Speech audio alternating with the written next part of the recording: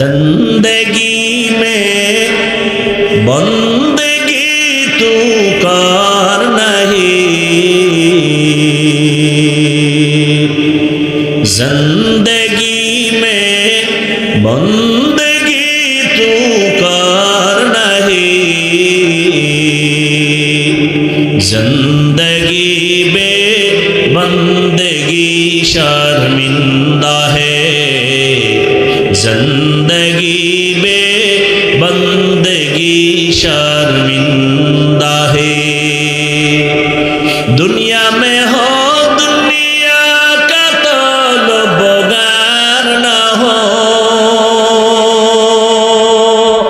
बाजार से गुजर हो खरीदार न हो। ये दुनिया एक मिसल कागज फूल है, ये दुनिया एक मिसल कागज फूल है, जिंदगी में बंदगी तू कर नहीं, जिंदगी में बंदगी शर्मिंदा है, जिंदगी में बंदगी शर्मिंदा है, जिंदगी में बंदगी कुन बंदगी, बंदगी में जिंदगी शर्मिंदगी। कारी इब्राहिम कहे रे बाप বনিয়াদম এখানে আসছে থাকবে, তুমি তোমার গন্তব্যে চলে যাও। কারি ইব্রাহিমে কথা বলা মাত্র কুমিল্লা জেলার একটা থানা আছে লালমাই, লালমাই থানার পাশে একটা পাহাড় আছে লালমাই পাহাড় বলে। বলতে বলতেই বাঘ তার বাচ্চা কাঁধে নিয়ে লালমাই পাহাড়ে রওয়ানা। আপনি মাথা পাগল হয়ে যাবে, এটা কেমন করে সম্ভব? আপনি বলবেন এটা হতেই পারে না। আল্লাহ কয় আমার কুদরতের দ্বারা সম্ভব। আল্লাহর কাছে মানুষের থেকে প্রিয় কোনো বস্তু নাই, প্রাণী নাই। আর মানুষের মধ্যে আল্লাহর কাছে সবার থেকে দামি ইন্না আকরামাকুম ইনদাল্লাহি আতকাকুম, যারা আল্লাহর মহব্বতে তাকওয়ার উপরে চলে তারা আল্লাহর কাছে দামি। এইবার যারা একটু মাস্তানি ভাব নিয়ে বলে তোমরা এই কথা মানি না, শিরিক করছো, আপনার কাছে আমার বিনয়ের প্রশ্ন জবাব দিয়া তারপরে যাইয়েন, আপনারাও জবাব দেন। আপনাদের গ্রাম অঞ্চলে গরু দিয়া চাষাবাদ করেনি? করে? যারা চাষি গরুর হাল চাষ করে এরা কত ডিগ্রি পাস, বিএ পাস? সাধারণ মানুষ, তাই তো? কথা বলেন না কেন? সাধারণ মানুষ। আচ্ছা আমাকে বলেন, সত্য কথা মানেন আর না মানেন স্বীকার করবেন তো? আচ্ছা ওই যে চাষি গরুটারে নিয়ে চাষ করে, গরুরে যখন বলে গরু দাঁড়া, কথা শুনে? গরুরে যদি বলে ডানে যা, যায়? বামে যা, যায়? মাঠের মধ্যে 500 হাঁস পানির মধ্যে ওরা ঘুরতেছে, হাসতেছে, খেলতেছে। সন্ধ্যাবেলা মালিক মহিলা যখন ডাক দিছে, 500 হাঁসগুলো খোলামেলা অবস্থা থেকে বন্দি খাঁচা আসে? আসে? একটা চাষির কথা যদি গরু শুনে, তাকওয়াওয়ালার কথা বাঘ শুনবে না কেন? এটা বুঝার মতো তোমার মেমোরি নেই, জিবি হ্যাং হয়ে গেছে, কপাল পুড়ছে তোমার। আল্লাহ হেদায়েত দান করুন। আউলিয়ারা কারে উকবা ইখতিয়ার, জাহেলারা কারে দুনিয়া ইখতিয়ার। খারাপ লাগতেছে আপনাদের? আল্লাহ তাআলা বলেন আম্মা মান খাফা মাকাম রাব্বিহি ওয়া নাহান নাফসা আনিল হাওয়া ফাইন্নাল জান্নাতা হিয়াল মাওয়া। হাশরের ময়দানে আল্লাহর আদালতে দাঁড়াইয়া হিসাব দেওয়ার ভয় অন্তরে জমা করিয়া যারা দুনিয়াতে গুনাহ ছেড়ে দিবে, আল্লাহ ওয়াদা করেছেন আমি তাকে বিনা হিসাবে জান্নাত দিয়ে দিব। জান্নাতে যাইতে চাননি? কি আল্লাহর বান্দারা যাইতে চান? হিসাব দিয়া না হিসাব ছাড়া? আল্লাহ সবাইকে কবুল কর। তা আল্লাহ কি বলছেন? গুনাহ থেকে নিজেকে বাঁচায় রাখো। গুনাহ থেকে বাঁচার উপায় কি? গুনাহ থেকে বাঁচার জন্য দুই দিকে দুই মেডিসিন লাগবে। যেমন গুনাহ করে ফেলেছেন এরকম লোক এখানে নাই। হাতের গুনাহ, চোখের গুনাহ, জবানের গুনাহ, অন্তরের গুনাহ করে ফেলেছে। শয়তানের দোকায় গুনাহ করেছি, এখান থেকে কেমনে বাঁচবো? আবার সামনে যতদিন আমি হায়াত পাইব গুনাহ যেন আর নতুন করে না হয়, জবানের দ্বারা যেন গুনাহ না হয়, হাতের দ্বারা যেন গুনাহ না হয়। সামনের জীবনে গুনাহ থেকে বাঁচবো কি করে? দুই গুনার থেকে বাঁচার জন্য দুই মেডিসিনের প্রয়োজন। মেডিসিনটার নাম হলো আল্লাহর ভয়। কার ভয়? हर के दारत खौफे हकदार दिल मदम जन्नतुल मअवा देहद उरा मकाम जुज़बा हक़ची ज़े मखाज इंसुजा फज़ले उआ मस्ते दर जुमला जहां। পেছনের গুনাহ থেকে বাঁচার জন্য যে মেডিসিন লাগবে নাম হলো আল্লাহর ভয়।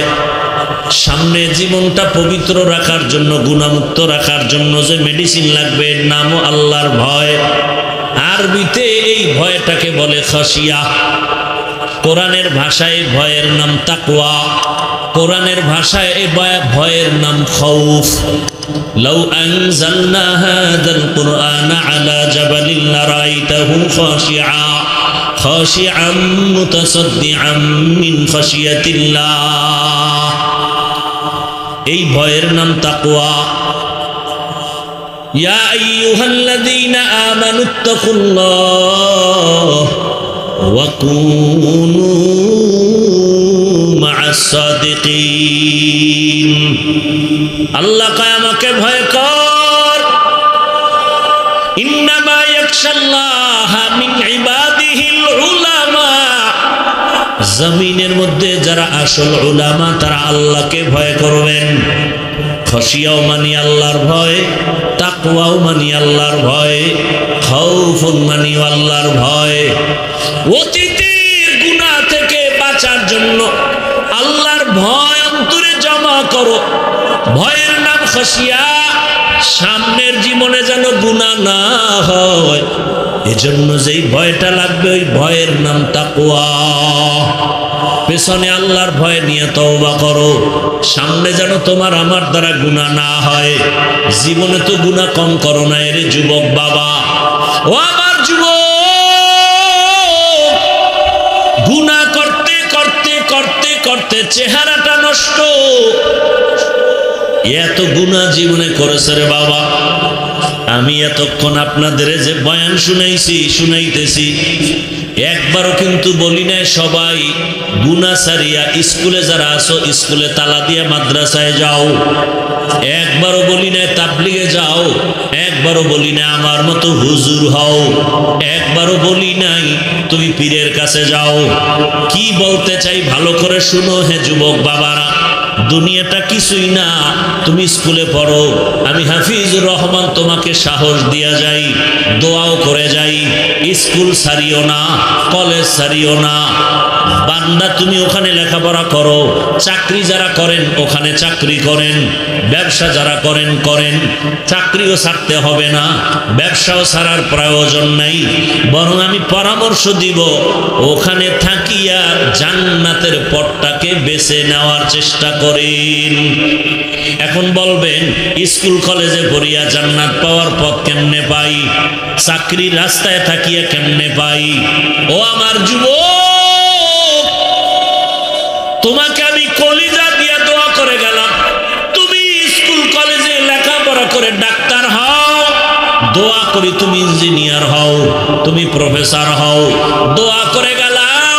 আমি হাফিজুর রহমানের দোয়া কবুলের গ্যারান্টি নাই, তবে ময়দানে বহু আল্লাহর বান্দা আছে যাদের আমিন ফেরত যাবে না। আমিন ফেরত যাবে না। এমন আল্লাহর বান্দা আছে না নাই? বহু আল্লাহর বান্দা আছে। ও যুবক, তুমি প্রফেসর হও, দোয়া করি তুমি এমপি হও, মন্ত্রী হও, তুমি ওসি হও, ডিসি হও, এসপি হও, তবে ছোট একটা সতর্কতা, বেয়াদব হইবা না। কি হইবা না? বেয়াদব হইবা না। বলতে পারো হাফিজ ভাই ডাক্তার হব, বেয়াদব হব না, তার ব্যাখ্যা কি? ভালো করে শুনো রে বাবা, 3 জায়গায় বেয়াদবি করবা না, করলেই মরার আগে তুমি পঙ্গু। ভালো করে মনে রাখিস যুবকেরা, ভালো করে পারলে লিখে রাখ ভালো করে। 3 জায়গায় বেয়াদবি করলে মরার আগেই বিচার শুরু। 1 নাম্বার জায়গা মা বাবা, 2য় জায়গা তোমার শিক্ষক, 3 নাম্বার জায়গা উলামায়ে কেরাম মুরব্বী। আল্লাহর জাতের কসম, যদি মা বাবার সাথে বেয়াদবি করে বদদোয়া নাও, খোদার কসম জীবনে তোর মরার আগেই জীবনটা ধ্বংস হয়ে যাবে। মরবি না, মরার আগে শাস্তি পাবি বিছানায় শুয়া, মানুষের জুতার বাড়ি খাবি। 2 নাম্বার, শিক্ষকের যদি বেয়াদবি করে কোনো বদদোয়া নাও, লেখাপড়ার জিন্দেগি তোর ধ্বংস হয়ে যাবে। 3 নাম্বার, উলামায়ে কেরামের পরামর্শের বাইরে গিয়া যদি বেয়াদবি করে বদদোয়া নাও, হাত উঠাইয়া বদদোয়া করা লাগে না, তোমার আচরণে দিলে কষ্ট লাগছে, নিঃশ্বাস ফেলছি, এটাই তোর গজবের জন্য যথেষ্ট। হাত উঠাইয়া বদদোয়া করতে হয় না, হাত উঠাইয়া দোয়াও করা লাগে না। মায়ের এমন একটা কথা বলছো, মা চোখের পানি ছেড়ে দিছে, তোর কপাল ধ্বংস হওয়ার আর কিছু বাকি নাই, আর কোনো আলাদা কিছুর দরকারও নেই। এরে আমার কলিজার যুবক, মা বাবার দোয়া নিয়ে সামনে আগাইও, শিক্ষকের দোয়া নিয়ে আগাও, উলামায়ে কেরামের দোয়া নিয়ে সামনে আগাও। যদি 3 জায়গার দোয়া থাকে তোমার জীবন সফল, ডাক্তার হলো তোমার জীবন ধন্য। আর যদি বেয়াদবি করে ডাক্তার হও, তাসলিমা নাসরিনের মতো জুতা খেয়ে দেশ থেকে পালিয়ে যেতে হবে। ওয়ামান ইউদ্লিল ফালান তাজিদ লাহু ওয়ালিয়াম মুরশিদা। আল্লাহ যাকে হেদায়েত দিবেন সে পেয়ে যাবে, যার কপাল বড় খারাপ হেদায়েত পাবে দূরের কথা, হেদায়েত পাওয়ার মতো কোনো মুরব্বিও পাবে না, মুর্শিদ পাবে না। হেদায়েত বড় কঠিন জিনিস। যেই রহমতের নবীকে এক নজর দেখলে জাহান্নামের আগুন হারাম, যেই রসুলের দিকে একটা নজর দিলে 7 দিন পর্যন্ত পেটে ক্ষুধা থাকে না, সেই রসুলকে 13 বছর পর্যন্ত দেখলো, বয়ান শুনলো, কালেমা পড়ে নাই। কয় বছর দেখছে? এরপরও কালেমা। এত বড় তাজা বেঈমানের নাম জানেন? হ্যাঁ, এর নাম কফাল। এর নাম কি? অন্যদিকে 27 বছরের এক যুবক হাতের মধ্যে তরবারি নিয়ে দৌড়ায়, রহমতের নবীকে জবাই করবে। কয় বছরের যুবক? রহমতের নবীর চেহারা দেখা মাত্র তরবারি ফেলায়, বলে রসুল কালেমার পতাকা গলায় লাগায় দেন, বেয়াদবি মাফ করে দেন। 13 বছর দেখছে, বয়ান শুনছে, এক জায়গায় বসে রসুলের সাথে খাইছে কালেমা, এর নাম কফাল। 27 বছরের যুবক রসুলকে জবাই করতে রওয়ানা, মুহূর্তে কালেমা পড়ে তরবারি নিয়ে দাঁড়ায় গেছে। মুহাম্মদের বিরুদ্ধে কথা বললেই তরবারি। নাম কি? নাম কি? বয়স কত? এর নাম কি? কফাল। বাড়ির থেকে আসছো আর শুনতে, কপাল খারাপ, প্যান্ডেলে ঢুকতে পারো নাই। কোথায় তারা? দোকানে দোকানে ঘুরে, আর নারী পুরুষ সমানে যুবক যুবতী আড্ডা দেয়, আর তাজা তাজা কবিরা গুনাহ করে। আছে না মার্কেট? এটা বেহেশতের বাগান, প্যান্ডেলের বাইরে জাহান্নামের বাগান। পরীক্ষা চলতেছে। কি চলতেছে? আল্লাযী খালাকাল মাউতা ওয়াল হায়াতা লিয়াবলুয়াকুম আইয়ুকুম আহসানু আমালা। وهو العزيز الغفور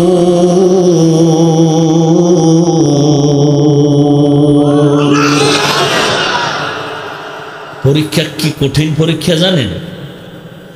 মহিলাও ডানে বামে হাঁটতেছে, পিছনে নারী, ডানে নারী বামে নারী, চারিদিকে বাইতুল্লাহ দাঁড়ানো। দেখছেন নি কারবার? আল্লাহর ঘর কাবা, বাইতুল্লাহ তাওয়াফ করে সবাই, ডানে মহিলা, বামে মহিলা, সামনে মহিলা, পেছনে মহিলা। অনেকে চেহারা খুইলা তাওয়াফ করে, আমিও তাওয়াফ করি, পিসাবও করে, বুজুর্গ করে, দুনিয়াদারেরাও করে। পরীক্ষা চলতেছে, মাওলার রহমত নাজিল হচ্ছে বাইতুল্লাহর উপরে অল টাইম। এখন তোর অন্তর কি বাইতুল্লাহর দিকে যায় না নারীর দিকে যায়? পরীক্ষা চলতেছে, কঠিন পরীক্ষা। পাস করলে তুই বিনা হিসেবে জান্নাত, ফেল করলে মরার আগেই জাহান্নাম। বড় কঠিন পরীক্ষা। বাড়ির থেকে ওয়াজের নাম শুনে আসছে, প্যান্ডেলে ঢুকতে পারে না, এর নাম কি? আর এক দল প্যান্ডেলে ঢুকছে, কিন্তু বয়ান শোনার মতো কলবটা খালি করতে পারে নাই, মোবাইল দিয়ে পর্দা লাগায় রাখছে, সামনে মোবাইল। কপাল ভালো, কে ভালো কপাল? সারা রাত মোবাইলে আকাম কইরা চেহারাটারে নষ্ট করে ফেলেছে। চেহারার দিকে তাকাইলে কোনো মায়া নাই, নূর নাই, আকর্ষণ নাই। ঘরে ঘরে, রুমে রুমে জেনা, চোখের জেনা, কানের জেনা, হাতের জেনা, জবানের জেনা, মোবাইলের দ্বারা। আব্বাও করে, আম্মাও করে, ভাইও করে, বোনেও করে, রুমে রুমে জেনা চলতেছে। সারা রাত কোনো ঘুম নাই, কখন 2টা বাজলো খবর নাই। হঠাৎ করে শুনে ফজরের আজান, মোবাইলটা ফালায় ঘুম। ওই ঘুমের মধ্যে আল্লাহর গজব আসা দরকার ছিল, শুধু মুহাম্মদের উম্মত হওয়ার কারণে আল্লাহ গজব দেননি। সুস্থতা বড় জীবনের বড় এক নেয়ামত। আমার কথা আপনার মানার কোনো দরকার নাই। বাসায় গিয়া যুবকদের বলছি, শিক্ষিত বাবারা মোবাইলে গুগলে সার্চ দাও। টাচ মোবাইল দেখলে শরীরের অঙ্গ প্রত্যঙ্গের কি কি ক্ষতি হয়, ওখানে ডিটেলস চিকিৎসা বিজ্ঞানীরা কি বলেছে দেখো। হুজুরের কথা মানার দরকার নেই, ওখানে দেখো কিডনি শেষ, হার্ট শেষ, ব্রেন শেষ, লেখাপড়া শেষ, মায়ের সাথে বেয়াদবি, বাবার সাথে বেয়াদবি, শিক্ষকের সাথে বেয়াদবি, সব সূত্র মোবাইল। এই প্যান্ডেল হিসাবে বেয়াদবি, এত কিলাকিলি কেন, ধাক্কা ধাক্কি কেন? মোহাব্বতের মানে কি বেয়াদবি করা? না, কোন মোহাব্বত, কোন ভালোবাসা? ভালোবাসা তো বেয়াদবির নাম না। রসুল বয়ানে বসছেন, সাহাবাদেরকে বললেন যে যেখানে আছেন বসেন। আওয়াজটা সাহাবি শুনছেন বাহির থেকে, এক পাও ভেতরে আর এক পাও বাইরে মসজিদের। কানে আসছে, রসুল বলছেন বসেন। বাহিরের পাও ভেতরে দেননি, ভেতরের পাও বাহিরে নেননি, জায়গায় বসে গেছেন। এর নাম আদব। আমাকে আপনি ভালোবাসেন তার মানে বেয়াদবি করবেন? এটা কোন ভালোবাসা? একটা ছবি তোলার জন্য আপনি আমার গায়ে হাত দিবেন? এজন্যই একটু আগে বলেছি, মোবাইল আমাদের বেয়াদব বানিয়েছে। একটা মানুষ হাত বিছাইতে, সালাম দিতেও চিন্তা করে, কি জানি হুজুর মনে করে। আর ছবি তোলার জন্য কাদের উপরে হাত উঠায় ছবি তোলার জন্য বলে, হুজুর একটু ছবি তুলবো। আবার বলে অনুমতি দেন। মদিনার অনুমতি নাই, আমি কেন অনুমতি দিব? সারা দুনিয়ার ওলামায়ে কেরাম একমত, সরকারের প্রয়োজন ছাড়া, শরীয়তের ওজোর ছাড়া এমনিই ছবি তোলা স্পষ্ট কবিরা গুনাহ, হারাম। বহু ওলামায়ে কেরাম এখানে আছেন, পারলে বলুক আমার ফতুয়া উল্টা পাল্টা, তওবা করে নেই।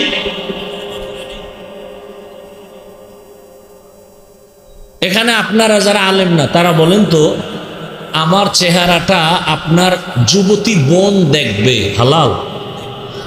সত্য কথা বলেন, আপনার দিল কি বলে? হালাল। তো কেন করবেন এগুলো?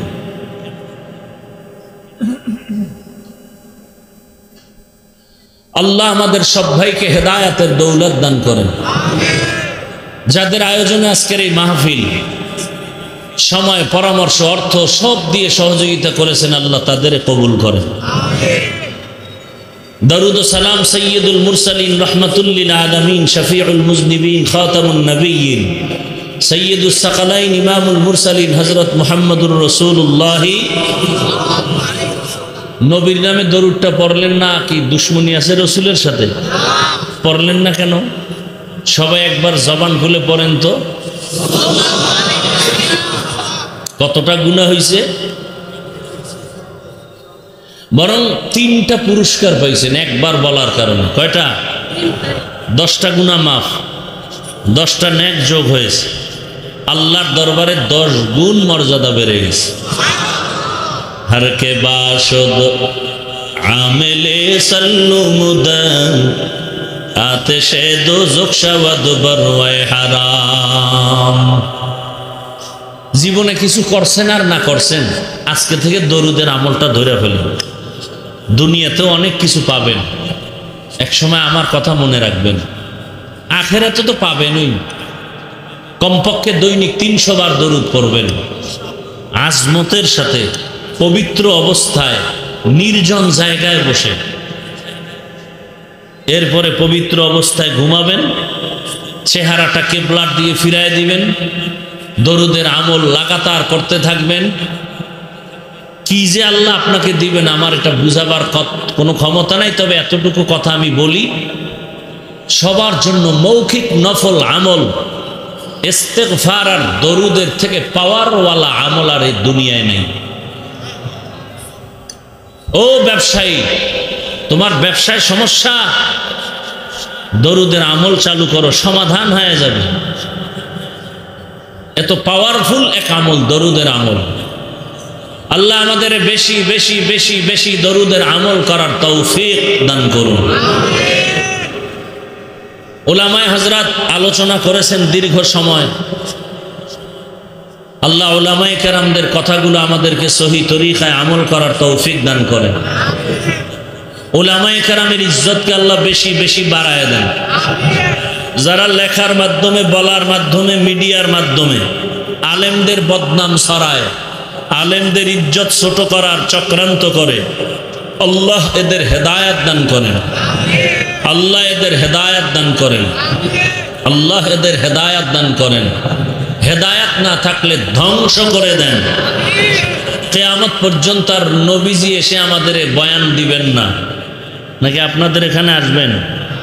কোন থানা এটা? কিয়ামত পর্যন্ত কোন সাহাবী আসবেন দাওয়াত দিতে?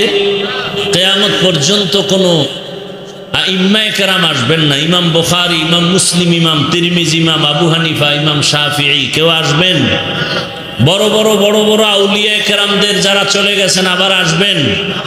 কিয়ামত পর্যন্ত এই জাতিকে ভালো করে বুঝেন, কিয়ামত পর্যন্ত এই জাতিকে দুনিয়াতে শান্তির, নিরেট শান্তির পথ দেখাবে, নির্ভেজাল বিনা হিসাবে জান্নাতের গ্যারান্টি দেওয়ার পথ দেখাবে একমাত্র উলামায়ে কেরাম, আর কেউ না।